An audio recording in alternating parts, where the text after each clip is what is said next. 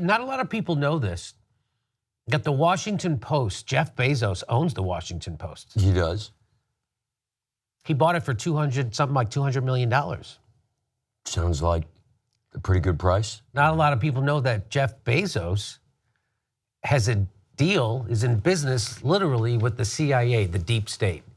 Jeff Bezos has a $600 million deal with the CIA, which is roughly about 3 times what he paid for the frickin' Washington Post.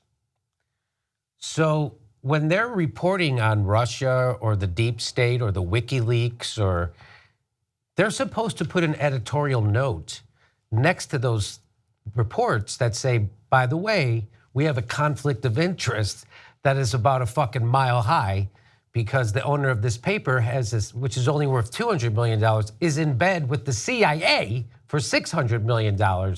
And we just want to let you know, but they don't do that. And even though lots of people have asked them to do that, they don't do it.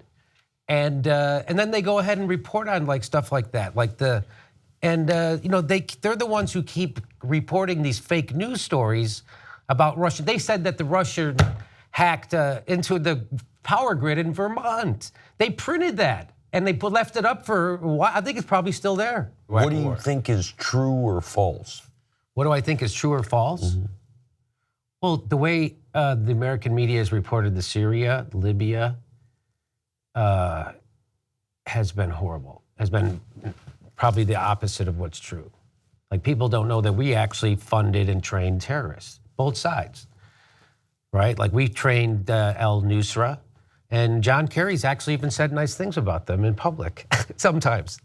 And ISIS, so we're trying to kill them in Iraq, and then we're using them in Syria to try to overthrow Assad. And everybody in the Western media tries to make it seem like we're trying to overthrow Assad because he's a bad guy and he's mean to his people, as if our government gives a shit about fucking brutal dictators. If you do our bidding, we love you, right? Look at Saudi Arabia. We can't sell them enough fucking arms, right? We sell them cluster bombs that they drop on Yemen in fishing villages. Anyways, so which is most of the world considers a war crime, but we don't, because we manufacture them here and then we sell them to the most oppressive religious theocracy. They cut people's heads off in the street, and then they take those bombs and they drop them in fishing villages in Yemen. Okay, so just so you know, in a proxy war against Iran. Iran, by the way, which had a democratically elected government, the CIA overthrew Mossadegh, installed the Shah of Iran, which was an oppressive dictator. They finally revolted, and that's how we got a theocracy, just like how we got Trump. When both fucking parties turn their back on the people, you're gonna get that. By the way, Trump's just as, we have a completely corrupt system now, like 90% corrupt. So he's just a symbol of it. Of course he would rise to the top.